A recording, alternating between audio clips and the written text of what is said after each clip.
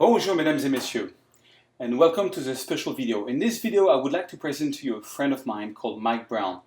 Mike is an amazing photographer from the UK, and he has a free YouTube channel with over 200 videos on photography.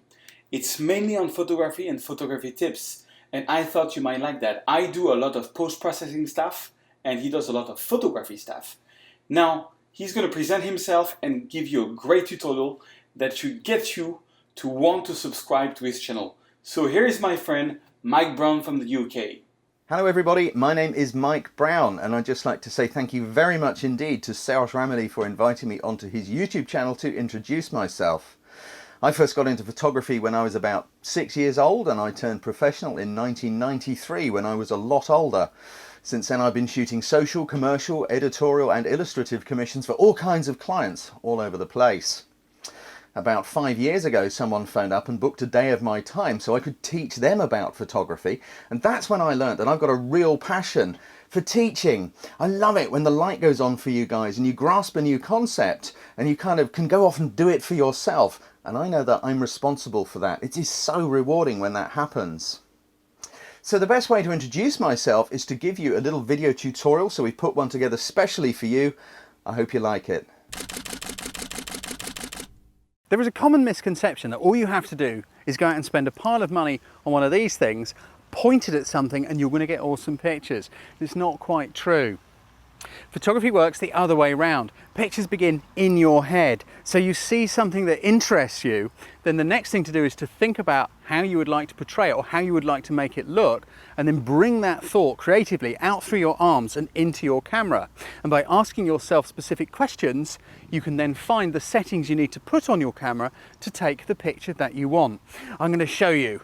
Now, I'm just out here in the enchanted forest, and by chance I happen to have found a little pixie.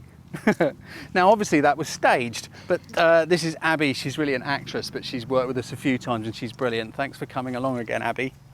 The first thing, if you're going to do something with a person, is to think about the light, and I'm just going to show you this fairly quickly. Abby, can you go that way a tiny bit? Whoa, there we go. If you look at the camera, can you see on Abby's face she's got black eyes because there's shadows under her eyes caused by the sunlight? But if you look at my face, I haven't got the black eyes apart from through age. But that's because the light is softer where I am. So Abby, if you come and stand where I am, there you go. Can you see that now? Abby's face is in nice smooth light. Just wanted to show you that because it was there. So what is the shot that I'm thinking of?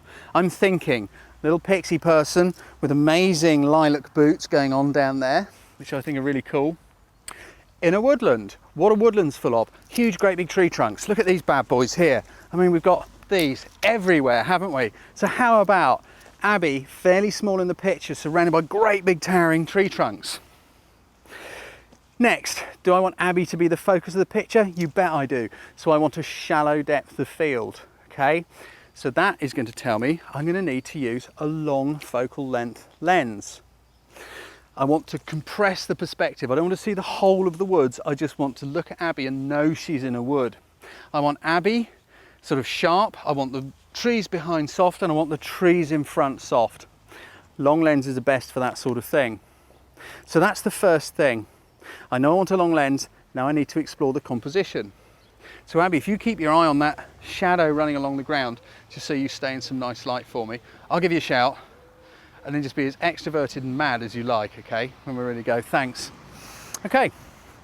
If I'm going to shoot this with a long lens, obviously I've got to get further away from Abby, because if I just take a test shot like that, I can't get her all in, can I? Never mind any trees. So we're going this way, quite a long way. I said about trees in the foreground. So I'm probably going to shoot using the edge of this tree in part of my conversation in the, say, left-hand side of the picture, so that it's really strong and it's going to be soft and blurry. And what's going on behind Abby is also going to be soft and blurry. So it's all Abby, right? With lots of space above. Walk backwards. Look at your subject. You can see this happening with your eyes as you move. As you move, you can kind of see what's going on around you. I'm aware that there's a tree here, but I think it's still that tree trunk there. So if I take a test shot, this is just to test the composition. Move myself from side to side to make sure that I'm in the right place to get the tree where I want it. So like if I stand here and take the picture, it's pretty good, but I haven't really got the tree in it. So if I go like that, that's all I've got to do. I've got the tree. There we go. So there's my test shots. That looks pretty good. I've got a bit too much tree and I'd like Abby to be smaller. What does that mean? Further back. So I'm coming back a little more. We're going back over here. You may have also noticed right through Abby's head, there is a white line. That's a gravel track that's running over there. I don't want that in there. How can I lose that? I can change the angle. If I get lower down like this, the track starts to disappear. So if I take another test shot from here, you can see the track is running roughly through a waist. If I get right down very low, the track has all but disappeared. It's cool, isn't it? Abby's doing little poses all on her own. I want to move to my left a bit. Abby, please could you, if you can, go to the right a little more. Sorry, that way, your left. That's it. Without, back a bit, because I don't want to get that nasty light. That way a tiny bit. Thank you. I've just moved Abby because I want to move left a bit and I want to get really low. And I want to use the edge of the tree in the bottom corner. There we go, I've got more tree trunks. Abby, go for it, get extroverted. Now, that's the sort of look I'm looking for. Right, next question. What mode? I'm going to use shutter, just relax for a mo. I'm going to use shutter priority. Sorry, aperture priority, because I want to control the depth of field. I want a shallow depth of field. Aperture priority means that I can set a wide aperture for a shallow depth of field and the camera will set the shutter speed for me. If I need to control that shutter speed, I can do that with the little exposure compensation button here. But we'll come to that if we need to. So I've set my widest aperture on this lens, that's f2.8, that's a very wide aperture indeed. If you only have an f5.6 lens, it doesn't matter, just set your widest aperture, your camera will go away and deal with the shutter speed for you. Something to check is that your shutter speed is fast enough that you won't get camera shake. So compose the picture, you have to do this looking through the camera. And what have I got? I've got a 7/50th of a second. I'm using a 200mm lens, 7/50th of a second is plenty fast enough to freeze any camera shake that I might get. I know you're going to say, what if it's a DX sensor, will it change the focal length? Yes, it probably will. But so long as it's significantly faster than the focal length, it doesn't matter. Go and watch one of our camera shake films. We've got all this stuff ready for you to use in our YouTube channel and website. Abby, that looks cool. Abby, get extrovert. Now I'm going to just shoot some pictures because we've got everything pretty much ready. Here we go. That's quite nice. Cool. And I've even put a little tilt on it at the end there. So the beginning of the journey is to see something that you find inspiring or interesting and then think about how you want to make that interesting thing look. Ask yourself questions and they will lead you through to the camera settings you need in order to achieve that look.